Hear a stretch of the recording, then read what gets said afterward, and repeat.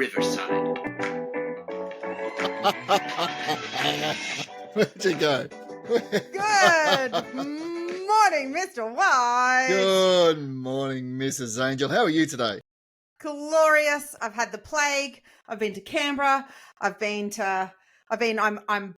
battening down the hatches because the cyclone's coming. Bit going on. There's a lot going on in Queensland, not going to lie. It's never a dull moment. How about in Victoria? What's going on there? Nowhere near as much as going on up there. Tell me about the plague.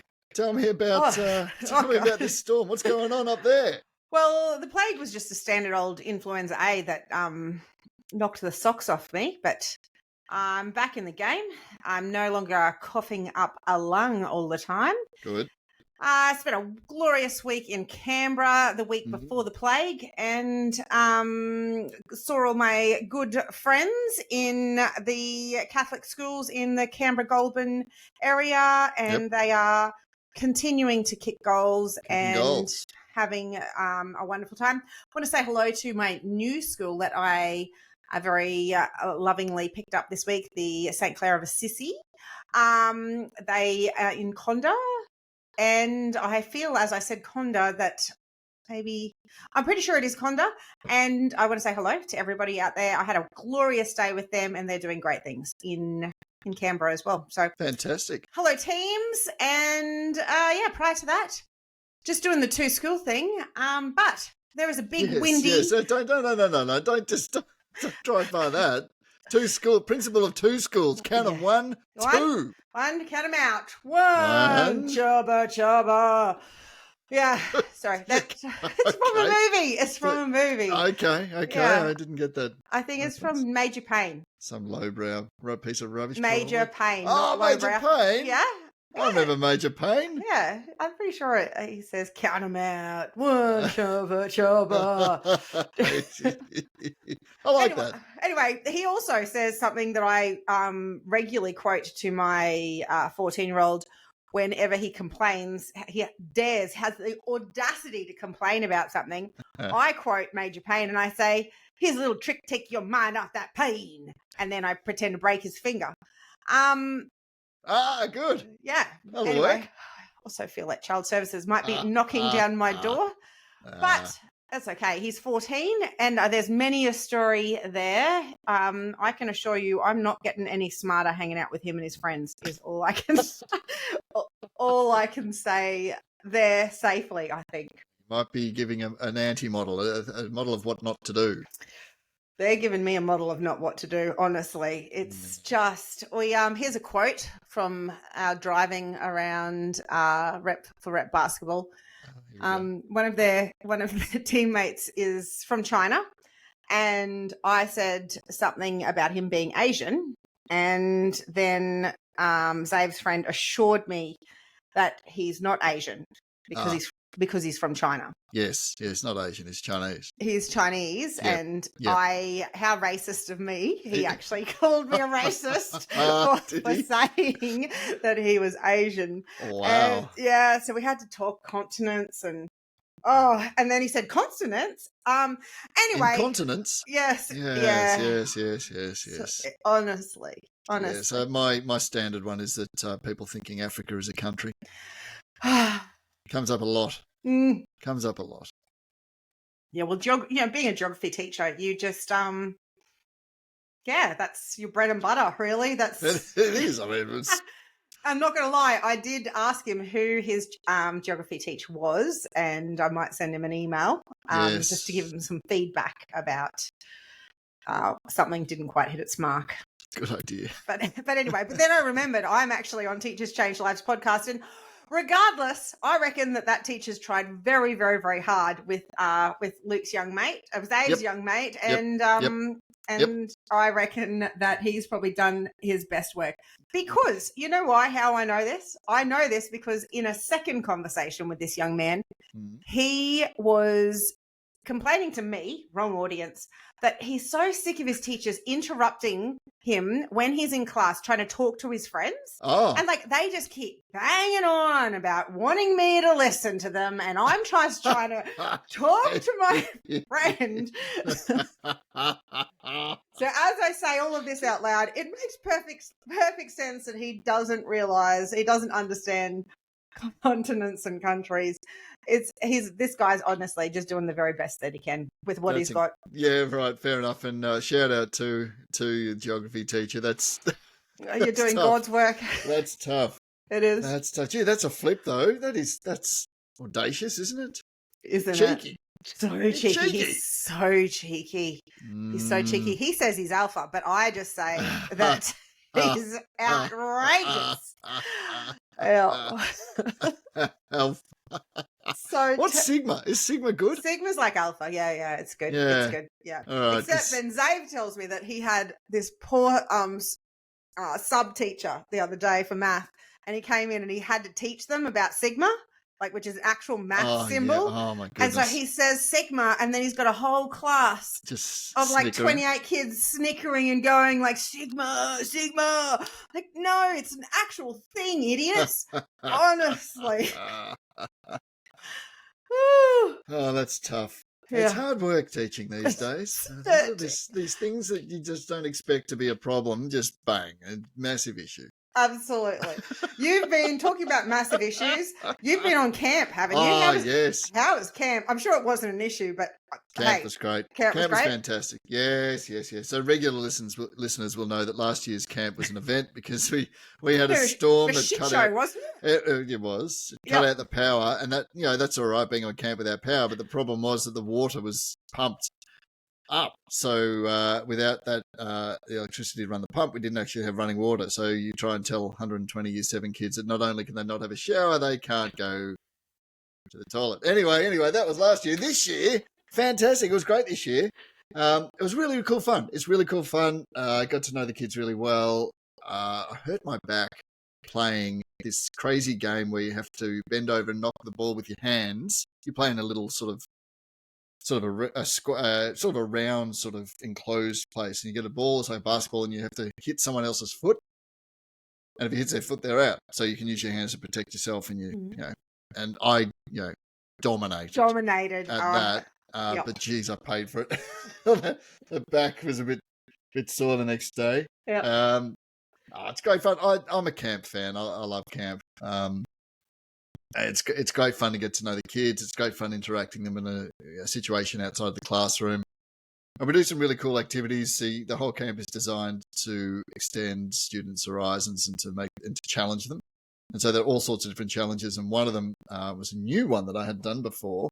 We have to climb up this huge platform, and you have to jump off this platform and grab a punching bag that's suspended in the air. And you have to hold onto this punching bag for as long as you can. It's so much That's fun. cool. It was really cool. It was good fun. It was good fun. Nowhere near as dramatic as last year, but lots of fun. Still a bonding. There's a different bonding when you're the bucket pourer of the person who's just has just gone number twos, and you now have to flush that bad boy down by hand. Yes. Yeah. But the other thing that we're doing, and a lot of teachers will be coming up to these as well, parent-teacher interviews I've got this week, which I also look forward to. And at the end of it, I always kind of dread them, because you sort of, a bit of not knowing, what the parents are like and not know what to expect, all that sort of thing. But at the end of the day, you get a real rush out of it. I always leave parent-teacher interviews feeling $1 million, because you're on the same page as parents, or you're at least close to the same page as parents, and you all just want the best for the student. So it's it fills my bucket usually. Parent-teacher interviews. When are you doing yours? It takes a village to educate a child, and it feels like that, I reckon, when you walk out of those. 99% of the time, it feels like, we're on the same page. It's so much more meaningful than if you got to call home for good or the not so good, because you've talked before then, and Remember, we do ours a little bit differently. We do right. our individual learning plan meetings that happen throughout the term. They go for like 20 to 30 minutes each student, and because they're all on individual learning plans, and we set goals and we talk about the adjustments that we have in place for each of the kids. And it's fabulous experience, because by this time, so we're 5 weeks in, and so we've just started ours now. So we've gotten to know even the new kids, and there's already all of these beautiful stories of that they want to go to school now, and they're not having the morning meltdown, and they're already they're seeing a difference. And there was a beautiful story this morning. This young boy, he's been a bit of a harder nut to crack at my new school, and he definitely doesn't give much away.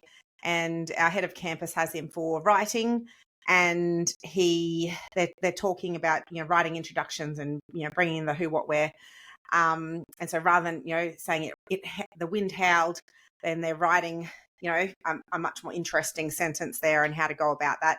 And he wrote this whole page, and he said that he's never written that much in his whole life. And then and bless him, he's extreme severe dyslexia, but you can see the word that he's written, and he's got all his ideas out on the page, and then when he reads it back, it makes perfect sense to him, because he knows why he's put that word, why he's spelt that in that particular way, and he's excitedly reading his story back to the teacher, and then he finished mid-sentence, and because he ran out of time.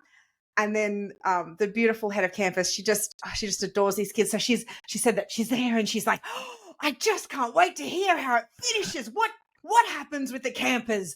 Tomorrow you'll have to finish it and tell me what happens. So it's just beautiful. After 5 weeks already, the confidence to be able to put pen to paper and start telling a story is spectacular. That's great. That is fantastic. Fantastic. So, they'll have all of those things to talk about, the ILPs tonight. I have the pleasure of reading the 263 from Springfield and the 38 from Mitchelton. So I get to put my signature on every single one of them, which is a really proud moment as well. That's 300. Yeah, it is. Oh, sorry, just doing the maths for you. I think it's more than 300. Yeah, thank you. And they're about an 8-page document, which is great. It's lucky I love to read, and it's 2,400 pages. Oh my gosh! Thank you, Mr. White. That's wonderful. Yeah. Talking about 2,900 pages, I hear you've got a new favourite class in town this year. Ah, yeah, 7E. 7E. Shout out to 7E. They sound like trouble, I reckon. They sound like trouble. Or is it E for excellent? E for excellent. Mm-hmm. Yes, E for excellent. I was taking them for geography today, and they stumbled upon our podcast, and they took much delight in seeing me on the YouTube, and so I heard our intro a lot of times, just popping on different laptops around the room. Yep. And I got to give a quick shout out. I'm going to tell a joke, and this isn't the Whitey's Wisecrack, but because it's not mine, so I can't claim it. But this belongs to SG, and a shout out also to AP and LP. Now you ready for this? Oh, I'm ready. Why did the cookie go to the doctor? I don't know. Why did the cookie go to the doctor? Because he was feeling crummy. It's good. It's good. Hey! Well, give a round of applause. That's awesome, and a bit of a giggle. Well done, SG. That'll make your heart sing. Fantastic. Good job. Do you have a wisecrack to double down on? Yes, I've got a wisecrack. Nice. Do it. Do it then. I dare you. Where's my intro? Whitey's Weekly Wisecracks. There we go. What do you got, Mr. White? All right, so I was reading the news the other day. Did you hear that the founder of Dulux Paints was found dead, frozen on top of a mountain? Yeah. A police spokesman said he could have done with another coat. Okay, now I'm giving it. Yes. You like that one? good. It's good. I was going to give you a bad joke, but I know you were. It deserved I know. it deserved it. You were trying your hardest to do the wop, wop, wop. Well, this one. No, I earned. No. No, you There it deserved is. it. You deserved it. That was a good one. That was a good one. I was happy with that one. That's good. I'm going to tell you a Yes. teaching tale. It's a bit of a Awesome. different one. Yep. Teaching tales. Dun, dun, dun. This one's a bit more about the collegiality that happens sometimes in schools when you work with people for a long period of time. Some might say for too long. And this came from my recent travels, actually, and it's a ripper. So some colleague A gets in nice and early to school, and then the colleague B also gets in to school, and they are in positions of leadership. They are also of opposite sexes, and they're also about 30 years difference in age, probably much 20 years difference in age. Anyway, there's a beautiful mutual respect. There's nothing weird going on, but. You're trying your hardest to make it sound like there is. So the young man, the younger of the two, and of the male DNA structure, chromosomal range. Yes. He leans down to pick up a pen, and the crutch of his pants explodes. And so he's the only one at school at that stage. So he's like, oh, what am I going to do? What does one do here? He amazingly found a sewing kit somewhere, and then he takes himself into the toilets. And then he realizes that although he has a sewing kit, he actually doesn't know what to do with the sewing kit. And if you just rub it against it, it doesn't actually sew it back up. No. So then he comes out of the toilets without his pants on, and then his colleague, because it's still early in the morning, so he's kind of trying to work out what to do here. Yeah. And then his colleague is there. No, maybe he's put the pants back on. He's come out kind of like this, and then his colleague's there, and she's like, "What's going on?" He's like, "Oh, I split my pants." And so then he was going to go back into the toilets and then give her the pants and then stay in the toilets, but instead he ended up in her office with his pants off. With as it turns out, a prayer cloth draped over his what? A prayer cloth. Apparently, it's a thing. I don't know. Whilst she's sewing up his pants, but then that's all well and good until the first staff member arrives at the school, and obviously she wants to have a meeting with the female person who's currently sewing up the male person's pants, who's sitting in the chair in her room. But then they hear that there's somebody there, so then they go, "Oh, turn the lights off," so they don't think we're here. But they're always there early in the morning because they're admin, so so anyway, so then there's a staff member standing outside going, "Why are the lights off?" And then in the end, she opens up the door. He's in the room with the prayer cloth over his lap, whilst the other one's sewing up his pants. And Goodness. What a story. Then they had to come clean, and then that's a story they get to tell for the rest of their lives. That's why he was sitting in her office early in the morning, just with a prayer cloth just draped over. The lights out. Yes, right. Nothing to see here. Nothing to see here. That's up there with Lenny Kravitz's effort. That's pretty good. I like that one. Thank you very much. I like that one. That's a good. Yeah, but I can't tell you that I couldn't find myself in that situation. So I respect that. I respect that story.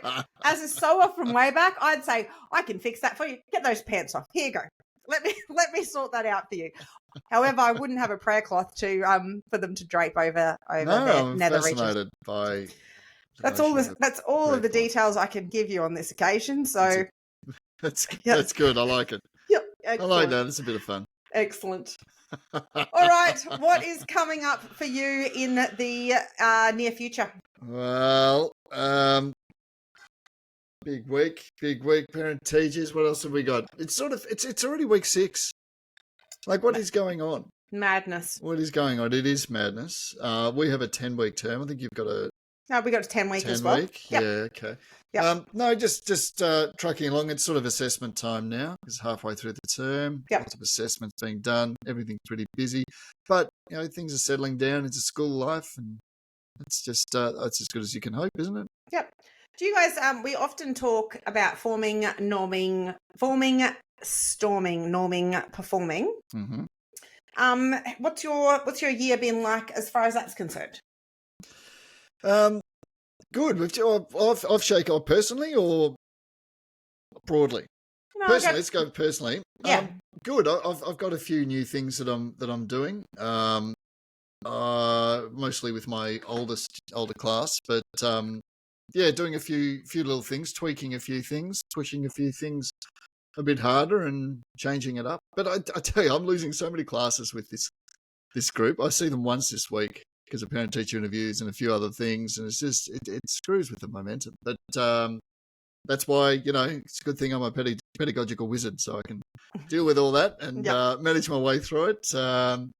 Yeah, but actually, I'm using a few of the of your little tricks, a lot more whiteboards, beautiful, that sort of thing, to get the instant feedback. Beautiful. And yeah, it's going well. I've got a pretty small class, my year 11s, so I'll be doing that a fair bit.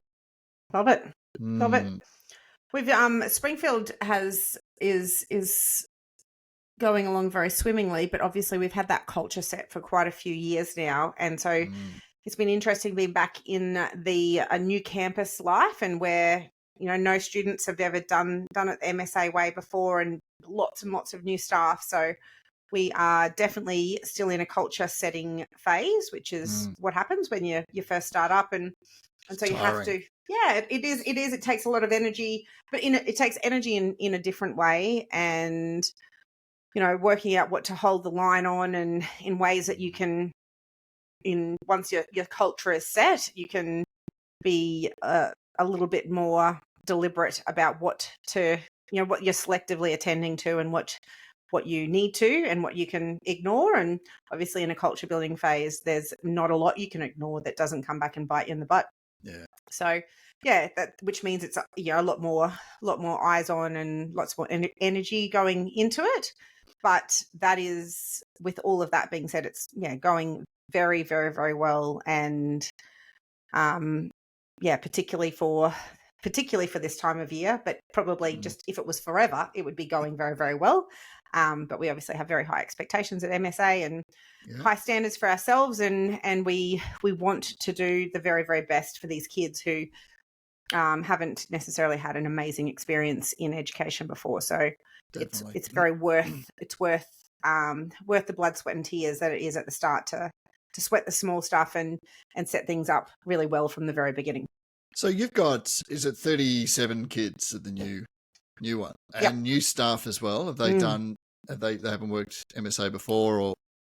No, there's definitely some, and amazingly, we've had some fantastic staff, particularly from Springfield, have transferred over because they were previously driving from the north side over to Springfield. So they are now permanently over at Mitchelton, which is wonderful. But the vast majority of staff are brand new to the organisation, and obviously every single student is brand new to the organisation. So how do you do that? How do you start building culture? I mean, it's a pretty broad question. Yeah. Well, I define culture is what you talk about, what you celebrate, and what you address. And that's with your staff, and it's also with your students, and it's with your parents. So we've worked out, what it is that we talk about. So we're talking about learning always, and it's about how we learn. It's about how we set the kids up for success every single moment of the day. So we're talking about protocols and processes and refining that and getting feedback. And so we're constantly talking about the learning and the creating a great learning experience for the students. It's what we celebrate. So we've also got all of our celebration methods. We've got with our staff.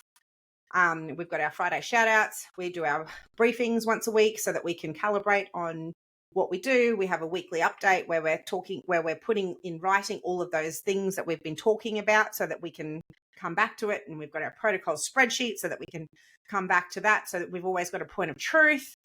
And then it's what we address. And so right now that's the sweating the small stuff with both staff and students. So anytime we're seeing people spiraling downwards or not quite holding to the behaviour standards as far as kids are concerned that we want. It's giving that immediate feedback with the people closest involved, and with immediacy, so that we can get onto it before it becomes a really big thing, which is right. Yeah. And so, and you couch that feedback in the context of learning. Yes, All always. the time. Yeah. Only, yes. So it's always what is at stake. So it's for if we're talking about what's at stake, what's the issue, what's an example, what's at stake here.